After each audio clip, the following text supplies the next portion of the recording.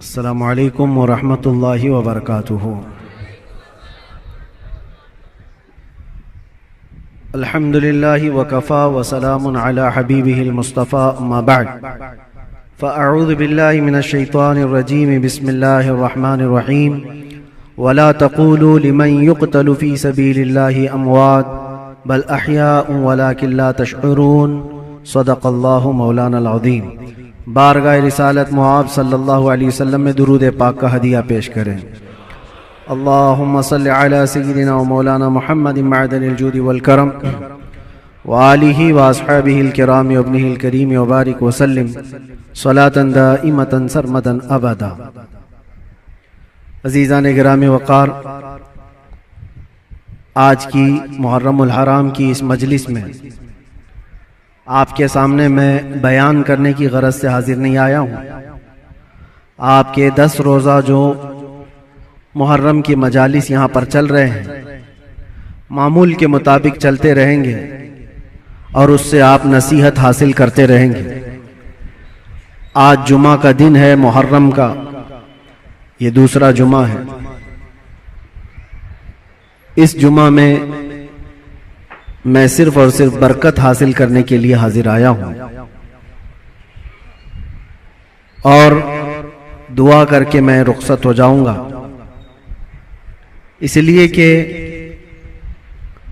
سرکار سید الشہداء امام علی مقام امام حسین اعظم رضی اللہ تعالیٰ عنہ کی بارگاہ میں خراج عقیدت پیش کرنا، در حقیقت ہم ان کا مقام اور ان کا بلند مرتبہ بیان کر کے اپنی تعریف کر لیتے ہیں، اس لیے کہ جو ان کی تعریف کرتا ہے اللہ اس کا مرتبہ بلند کر دیتا ہے۔ ایک بات یاد رکھیں، ہم حسینی ہیں اور حسین اعظم امن کا پیغام دینے والوں کو کہتے ہیں۔ سید الشہداء امام علی مقام امام حسین رضی اللہ تعالیٰ عنہ ظلم کے خلاف ہی تو کھڑے تھے، اور انہوں نے اپنی پوری زندگی میں یہ ثابت کر دکھایا ہے موت و حیات صرف اس دنیا سے مر جانے اور کٹ جانے کا نام نہیں ہے۔ جو رسول پاک صلی اللہ علیہ وسلم کی محبت میں مر جاتا ہے اللہ اسے ہمیشہ زندہ رکھتا ہے۔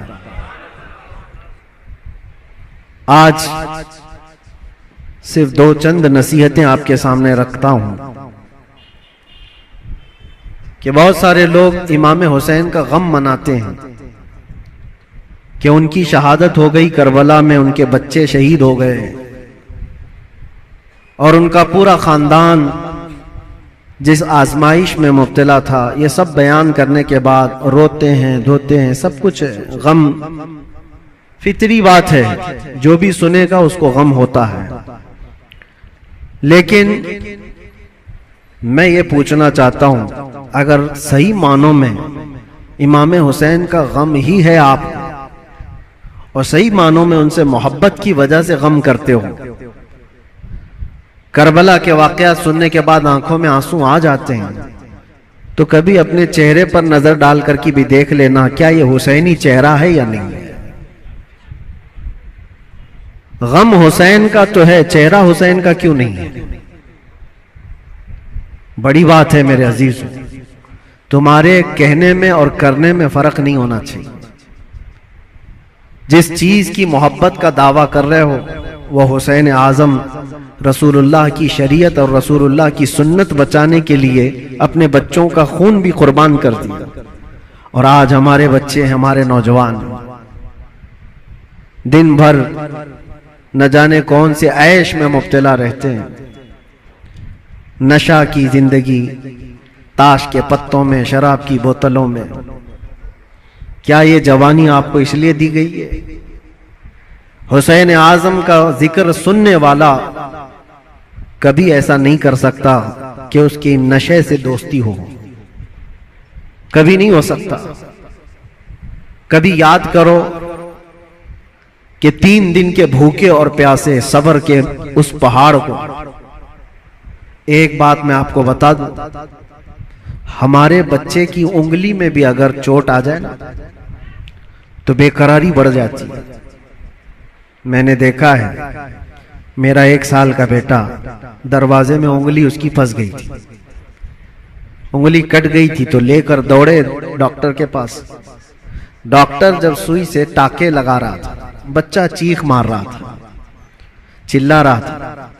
اور سچ بتاؤں مضبوط دل ہونے کے باوجود بھی ہمارے پیر کانپ رہے تھے.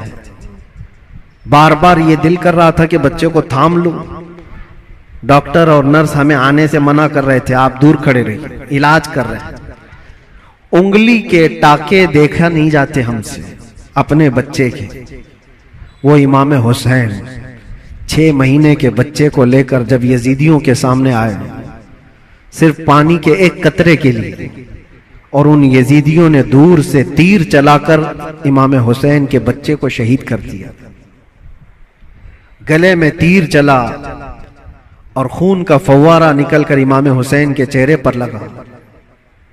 جانتے ہو میرے عزیزو، اپنے ہاتھوں میں اس بچے کو لے کر کیا انہوں نے رونا دھونا کیا؟ نہیں، اللہ کی بارگاہ میں پیش کیا اور عرض کیا کہ مولا میری یہ چھوٹی قربانی بھی قبول فرما لے. کیا اتنا جگر ہے کسی کے پاس؟ ایک طرف بھانجوں کے بھتیجوں کی لاشوں کو دیکھنا، اپنے بھائی کی سگے بھائی کی لاش دیکھنا، بہت صبر کیا. لیکن کبھی آپ سوچتے ہیں یہ سارا صبر کس کے لیے تھا؟ اس لیے تھا کہ حضور کی شریعت ہم تک پہنچ جائے، آنے والی نسلیں سیدھے راستے پر چل سکیں. اس لیے اتنی بڑی قربانی تھی. اور اگر آج ہمارا نوجوان سیرت حسین پر نہیں چل سکتا تو پھر وہ غم حسین منانے کا اہل بھی نہیں ہے، وہ کربلا سننے کا اہل بھی نہیں ہے. کربلا کے واقعات سننے والا نوجوان وہ سچی توبہ کر کے سچے راستے پر چلنے کا عزم کرے تو ہی حقیقی معنوں میں وہ حسینی کہلاتا ہے. اور آپ کو پتا ہے حسین اعظم کے ساتھ کون تھا کربلا میں؟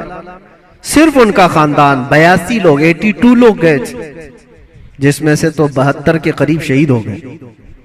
عورتیں بچی تھی، آپ کی بہن اور آپ کی بیوی، آپ کی بیٹی.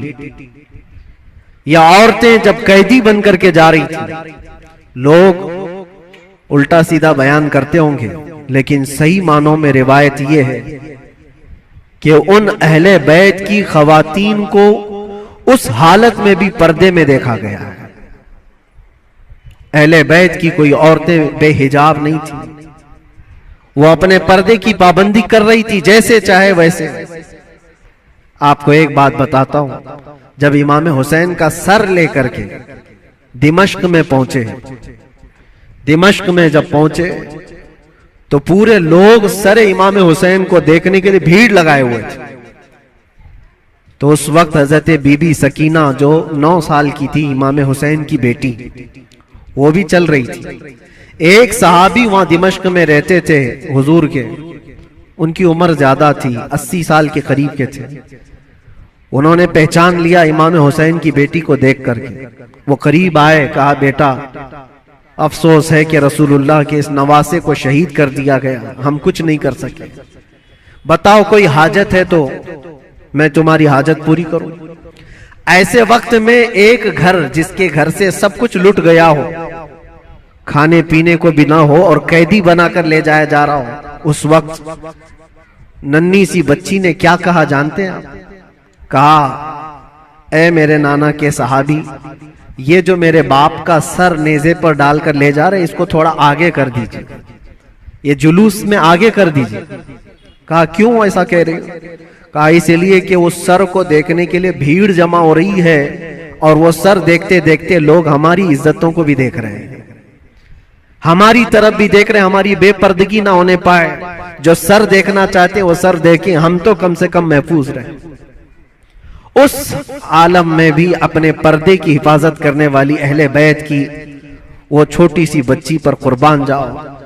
آج ہماری بھی عورتیں ہیں، عورتوں کو اس کربلا کے واقعے سے یہ سیکھنا چاہیے کہ جتنے عیش پرستی میں دنیا تمہیں آج باہر دعوت دے کر بلا رہی ہے، میری بہنوں یہ حقیقی زندگی نہیں، اسلامی زندگی یہ ہے کہ رسول اللہ صلی اللہ علیہ وسلم کے اہل بیت سے جڑے ہوئے ہر خاتون نے ایسی زندگی گزاری ہے کہ کسی اجنبی نے زندگی بھر ان کے کسی چیز کو دیکھا نہیں ہے. اللہ کرے کہ ہمیں وہ زندگیاں نصیب ہوں۔ بس میرا یہ پیغام ہے کہ حسین اعظم کو سننے کے لیے صرف رونا دھونا ضروری نہیں، بلکہ حسین اعظم کو سننے والے کو یہ عزم اور حوصلہ رکھنا چاہیے کہ میں اپنی خواہشات کو مار کر کے اللہ کی رضا کے لیے جیوں گا، اللہ کی رضا کے لیے جیوں گا۔ جو بری عادتیں زندگی میں آتی ہیں اس کو ترک کرنا یہ بھی ایک بہت بڑا عزم ہے، ایک بہت بڑا حوصلہ ہے۔ نوجوانوں سے میں گزارش کروں گا، آج پوری دنیا تمہاری طرف دیکھ رہی ہے۔ آج جانتے ہیں ہماری قوم کو کیا کیا الزامات ہیں کہ نشہ تمہارے ہاں بکتا ہے، نشہ تم کرتے ہو، جھوٹ تم بولتے ہو، چوریاں تمہارے محلے میں ہو رہی ہیں، بہت ساری آوارگیاں۔ یہ سب باتیں کیوں آئی تمہارے اندر؟ رسول اللہ صلی اللہ تعالی علیہ وسلم کے خاندان سے محبت کرنے والے، اہل بیت سے محبت کرنے والے اپنے معاشرے میں ایسے تو نہیں رہ سکتے۔ جس رسول نے کہا صفائی آدھا ایمان ہے، آج ہمارے محلوں میں صفائی نہیں۔ بات صرف یہی ہے کہ صرف زبان سے حسین حسین کہہ لینے کا نام حسینی نہیں ہوتا، حسینی نہیں ہوتا۔ اپنے عمل سے یہ ثابت کر کے دکھاؤ کہ ہم حسینی کردار رکھتے ہیں، یزید سے آج بھی نفرت رکھتے ہیں۔ اور آخری بات، حکومتیں سب کی جائیں گی، آج جو تخت پر بیٹھے ہوں کل اتر جائیں گے۔ یزید 3 سال تک حکومت کیا، اپنے 3 سالہ دور میں اس نے بہت ظلم کیا، لیکن تختہ ختم ہو گیا، یزید مر گیا۔ مجھے بتاؤ آج پوری کائنات میں جھنڈا یزید کا لہراتا ہے یا حسین کا لہراتا ہے؟ وجہ یہی ہے، حق کے لیے جو کھڑا ہوا رب تعالیٰ اسے قیامت تک زندہ رکھتا ہے۔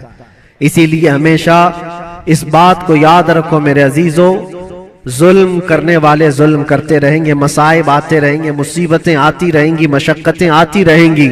اندھیرا ہوگا تو اللہ تعالیٰ کی طرف سے اجالا بھی ضرور آئے گا، اجالا ضرور آئے گا۔ اللہ تبارک و تعالیٰ حق کے ساتھ ہمیشہ قائم رہنے کی توفیق عطا فرمائے۔ بس میں آج اتنی نصیحت پر اپنی گفتگو ختم کرتا ہوں، اور دعا کے لیے میں حاضر آیا تھا۔ دعا کرتا ہوں، میرا ایک چھوٹا سا یہ میسج تھا، اس لیے کہ میں ایک چیز آپ کو یہ بھی بتا دوں کہ میں آپ کی اسی جامع مسجد کا امام بھی رہ چکا ہوں الحمدللہ۔ ہمارے بچے یہاں پر ہیں، ہمارے برسوں سے سننے والے سامعین یہاں پر موجود ہیں۔ ہو سکتا ہے کچھ لوگوں کے لیے نیا ہوگا، لیکن چونکہ 15 سال گزر گئے تو 15 سال میں بہت سارے معاملات بھی گزر جاتے ہیں۔ کچھ لوگوں نے ہماری امیج کو، ہماری چھوی کو بہت بگاڑ کر کے پیش کیا گیا ہے۔ یہ آئیں گے تو ہلچل مچ جائے گی، ایسا ہوگا ویسا ہوگا، بڑکاؤ ہوگا۔ میرے عزیزو ایک بات یاد رکھو، جو حسین اعظم سے تعلق رکھتا ہے وہ کبھی بھی آتنک سے تعلق نہیں رکھ سکتا، اس کا کوئی تعلق نہیں ہوگا۔ ہاں جو یزیدی ہوگا وہ یزید کے کردار کے ساتھ ظلم کر سکتا ہے، لیکن حسین اعظم کے کردار کو سینے سے لگانے والا وہ اپنے اوپر مصیبتوں کے پہاڑ اٹھا تو لے گا، لیکن فساد اور فتنہ مچانے کی کبھی کوشش نہیں کرے گا۔ الحمدللہ آج میں یہ آپ کے سامنے اس لیے اظہار کے ساتھ کہہ رہا ہوں کہ ہمارا مقصد کسی بھی جگہ پر فتنہ فساد پھیلانا نہیں ہے، لا اینڈ آرڈر کو خراب کرنا نہیں ہے۔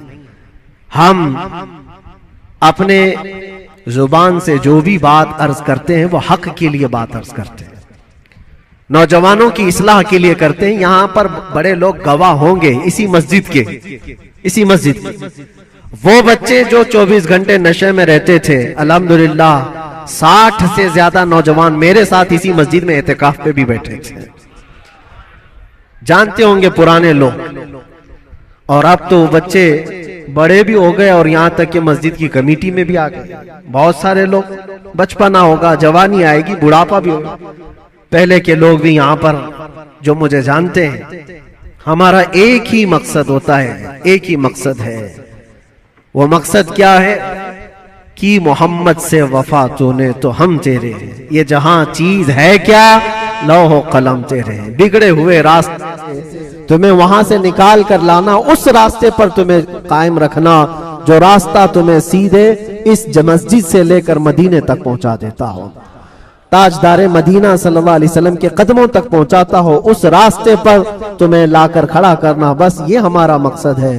باقی کسی کو جوش دلانا، کسی کو اکسانا، کسی کو فتنہ اور فساد میں لانا کبھی ہم نے پہلے نہ کیا تھا اور نہ ہی کرنا ہے۔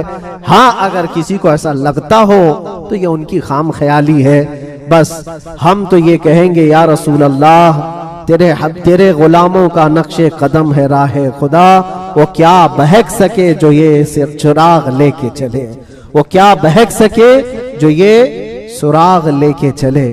بس آخری میسج یہی ہے کہ محمد سے وفا تو نے تو ہم تیرے ہیں، یہ جہاں چیز ہے کیا لوح و قلم تیرے ہیں، زندگی تمہاری اپنی نہیں ہے، یہ اللہ کے رسول کے لیے دی ہوئی زندگی ہے۔ میرے مرشد گرامی حضور تاج الشریعہ بدر الطریقہ رحمت اللہ تعالی علیہ یہ کہہ کر کے گئے، زندگی یہ نہیں کسی کے لیے، زندگی ہے نبی کی نبی کے لیے، نہ سمجھ مرتے ہیں زندگی کے لیے، جینا مرنا ہے سب کچھ نبی کے لیے۔ لبیک یا رسول اللہ، لبیک یا رسول اللہ، لبیک یا رسول اللہ، وآخر دعوانا الحمدللہ رب العالمین۔ پھر کسی موقع پر انشاءاللہ العزیز آپ کے ہاں حاضر آئیں گے، جو بھی معاملات ہوں گے سب کو کلیئر کر کے انشاءاللہ العزیز آپ کے سامنے بیان کریں گے۔ السلام علیکم ورحمۃ اللہ وبرکاتہ۔